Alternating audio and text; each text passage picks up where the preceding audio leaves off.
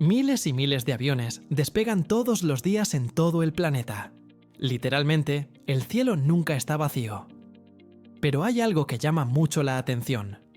Muy pocos de esos vuelos cruzan el Océano Pacífico. Y aquí es donde la pregunta aparece sola. ¿Por qué pasa esto? ¿Es casualidad? ¿Es un tema técnico? ¿O hay algo más detrás? Cuando viajamos en avión, hay un pequeño ritual que casi todos hacemos. Mirar por la ventana y luego mirar la pantalla del asiento. Ahí seguimos el vuelo en tiempo real. Vemos si ya cruzamos una frontera aérea, si estamos sobre el mar o cuánto falta para llegar. Y en vuelos largos, ese mapa se vuelve casi hipnótico. Pero si observamos con atención, aparece un patrón curioso. La enorme mayoría de los vuelos que despegan cada día no cruzan el Pacífico. Sí, hay excepciones, claro que las hay, pero son muchas menos de lo que uno imaginaría viendo un mapa. Tomemos un ejemplo clásico. Hay muchos vuelos que conectan la costa oeste de Estados Unidos con Asia Oriental. Por ejemplo, Los Ángeles a Tokio. Uno pensaría que el avión cruza el Pacífico en línea recta. Pero no.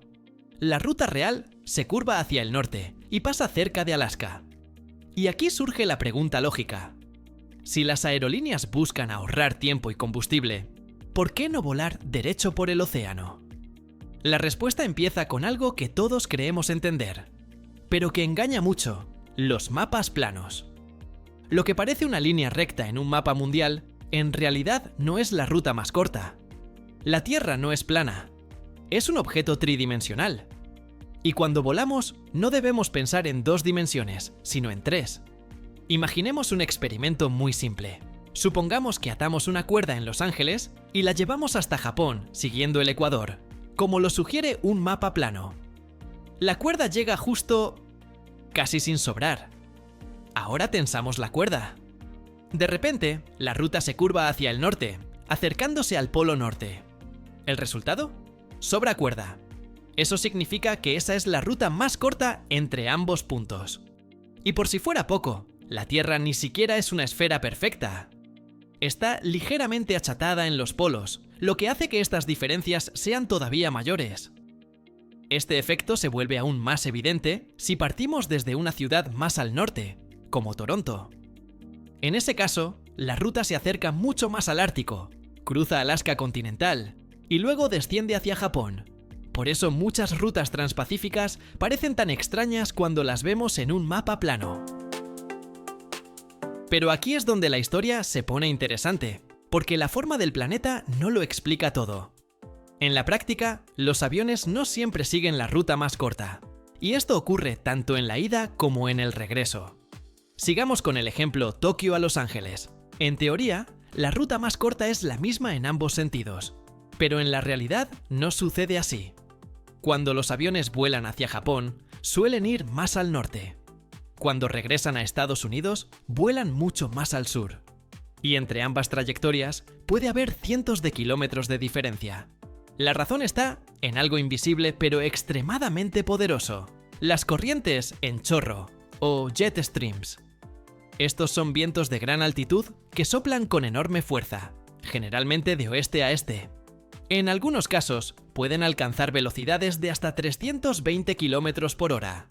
Las corrientes en chorro no están siempre en el mismo lugar.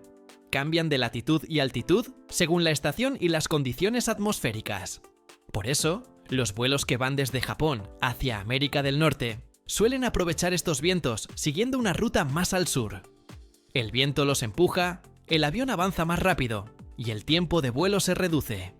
En cambio, cuando el avión vuela en sentido contrario, esos mismos vientos juegan en contra. Así que la estrategia es simple: evitarlos. Y para eso, los aviones se desvían hacia el norte, cerca de Alaska.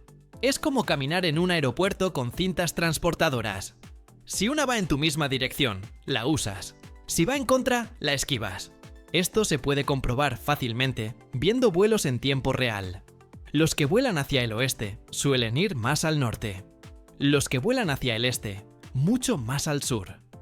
La diferencia es tan grande que incluso los tiempos de vuelo cambian notablemente. Tokio a Los Ángeles dura alrededor de 10 horas y 20 minutos. el regreso puede tardar 11 horas y 40 minutos. Una diferencia de aproximadamente 80 minutos. Pero todavía hay más razones por las que pocos aviones cruzan el Pacífico. No solo es el océano más grande del planeta, sino también uno de los más vacíos. Tiene muy pocas islas y aún menos aeropuertos grandes preparados para emergencias. Y aquí entra en juego la seguridad. Durante décadas, las regulaciones han establecido qué tan lejos puede volar un avión de un aeropuerto alternativo. Esto depende del número de motores y de los sistemas de seguridad. Algunos aviones, por ejemplo, deben permanecer a un máximo de 60 minutos de una pista en caso de una falla grave. Por eso, muchas rutas no son las más cortas ni las más directas, sino las más seguras. A veces, para ir del punto A al punto B, hay que trazar un camino más largo que permita acercarse a un tercer aeropuerto. Y eso no es todo. Obtener certificaciones para vuelos de muy largo alcance no es nada fácil. Los sistemas del avión deben superar pruebas extremas y funcionar incluso en las peores condiciones climáticas. Existen aeronaves capaces de volar casi en línea recta a cualquier parte del planeta. Pero no son la mayoría. En el Pacífico, estas regulaciones juegan en contra de las rutas directas. La ruta cercana a Alaska tiene una ventaja clave: las Islas Aleutianas, con varias pistas disponibles para emergencias. Aún así, no es cierto que nadie cruce el Pacífico. Hay un destino que rompe la regla: Hawái. Un archipiélago extremadamente aislado, con más de 1 millón de habitantes y millones de turistas cada año. Los vuelos hacia y desde Hawái son constantes. Otros destinos del Pacífico también reciben tráfico, como Rapa Nui o Tahití. Pero en estos casos, los vuelos no cruzan todo el océano, sino que terminan en medio de él.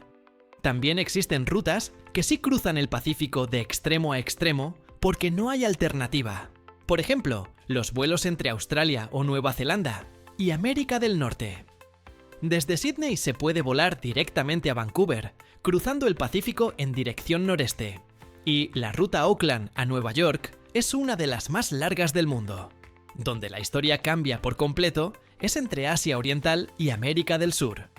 No existen vuelos comerciales regulares entre China o Japón y Sudamérica. Las distancias son tan extremas que, en algunos casos, estas regiones son casi antípodas, es decir, están en lados opuestos del planeta. Desde el punto de vista técnico y económico, operar estas rutas es muy complejo. Ha habido intentos puntuales, como un vuelo directo entre Seúl y Buenos Aires, pero no lograron mantenerse. El costo es altísimo y la demanda no alcanza. Los únicos vuelos comerciales que parten desde Sudamérica hacia el oeste y cruzan el Pacífico son los que conectan Santiago con Sydney y Auckland. Y, al igual que en el hemisferio norte, no siguen la línea recta del mapa, sino una ruta mucho más cercana a la Antártida. Porque al final, el cielo no se rige por mapas planos. Se rige por física, viento, seguridad y economía. Y eso no es todo. Hay muchas cosas de los aviones que ni siquiera te imaginas, como este video que aparece en pantalla. Entra a verlo y descubre aún más sobre el mundo de la aviación.